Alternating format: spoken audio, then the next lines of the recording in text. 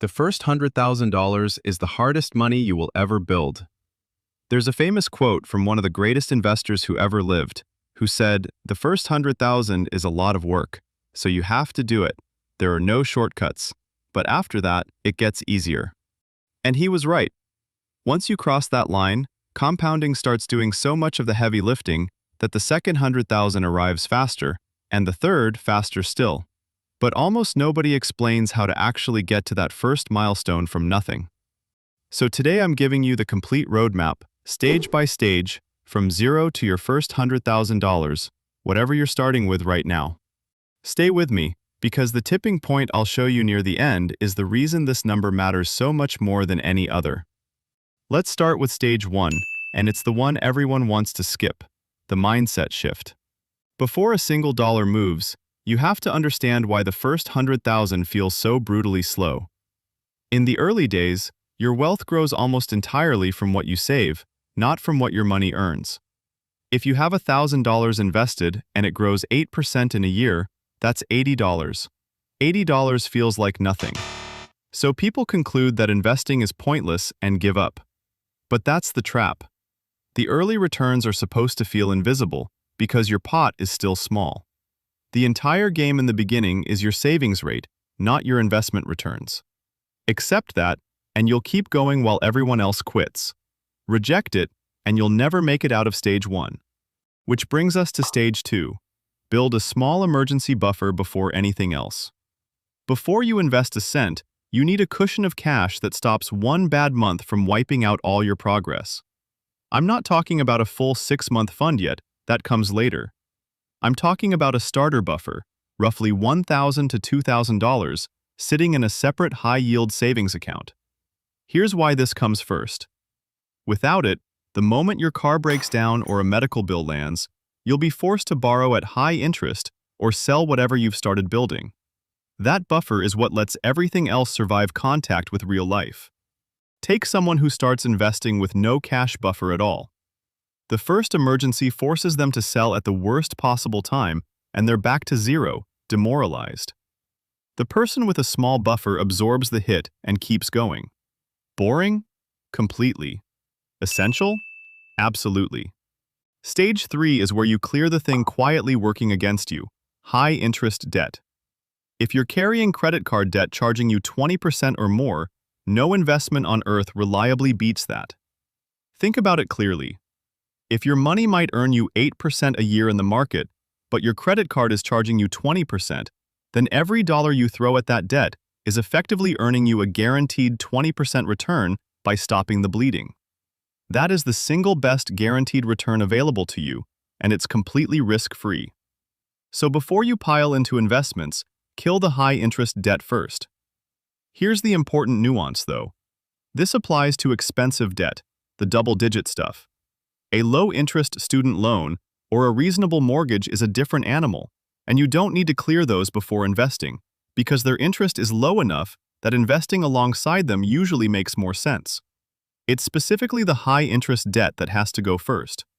Now stage 4, and this is where it finally gets exciting. Start investing consistently, even while the amounts feel tiny. Once your starter buffer is set and the expensive debt is gone, you begin putting money into the market every single month, automatically, no matter what. And the vehicle for most people starting out is a broad, low-cost index fund. A single fund that instantly spreads your money across hundreds or thousands of companies. Here's why this works so well for a beginner. You don't have to pick winning stocks. You don't have to time the market. You don't have to know anything fancy. You just buy a slice of the whole market and let it grow. Set up an automatic transfer the day after payday so the money is invested before you can spend it. Even $300 or $400 a month, invested faithfully, is enough to build serious momentum over time. The specific amount matters less than the consistency. Automate it and let it run through the boring months and the scary months alike. Stage 5 is the accelerator, and it's the one that separates people who reach 100,000 in a decade from people who take 20 years. Widen the gap between what you earn and what you spend. There are only 2 levers here, and you should pull both. Lever 1 is spending less, not through misery, but by cutting the leaks that give you nothing back. the forgotten subscriptions, the lifestyle inflation, the status purchases. Lever 2, and this is the one with no ceiling, is earning more. Ask for the raise, build a skill that pays better, start a side income. Because here's the truth, you can only cut your spending so far, but your ability to earn more is theoretically unlimited. Take two people who both save the same way, but one actively grows their income by even a few $100s a month and invests all of it. Over a decade, that widening gap can cut years off the journey to 100,000. The size of the gap between earning and spending is the real engine of the whole thing. Now let me show you the tipping point, because this is the entire reason the first 100,000 matters more than any milestone that comes after. Watch what happens with compounding as your pot grows. When you have $1,000, an 8% year earns you $80, invisible. When you have 10,000, it earns 800, noticeable. But when you reach $100,000, that same 8% earns you $8,000 in a single year, without you adding a cent. $8,000 a year is more than many people manage to save in a whole year of effort. At that point, your money is earning as much as you are. Your investments have quietly become a second income. And that's the magic. The first 100,000 is slow because you're doing all the work, but once it's built, the compounding does work that starts to rival your own contributions. Cross that line, and the machine starts running itself. Let me give you a rough sense of the timeline, so this feels real rather than abstract. Imagine someone investing around $500 a month into a broad index fund averaging 8% a year. For the first few years, progress feels painfully slow, and they're mostly watching their own deposits stack up. But somewhere around the 7 to 9 year mark, depending on their exact savings rate, they cross $100,000. And here's the part that stuns people. Getting from 100,000 to 200,000 takes noticeably less time than getting from 0 to 100,000 did, because now the market's returns are contributing meaningfully alongside their deposits. Same monthly amount, but the second 100,000 arrives faster purely because of compounding. That acceleration is the reward for surviving the hard first stretch. Now let me be completely honest with you about the risks, because a roadmap without them is a fantasy. Investing in the market means your balance will fall sometimes, occasionally sharply, and during those stretches, this whole journey will feel like it's going backwards.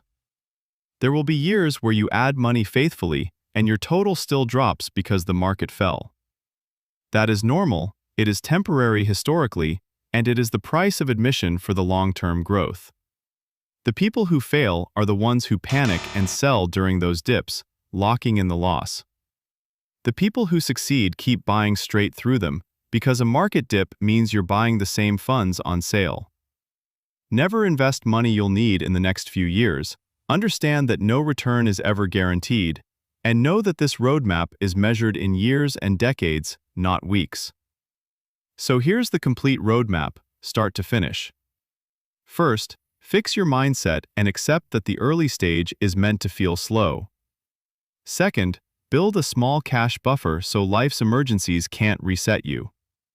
Third, destroy your high-interest debt, the best guaranteed return you'll ever get.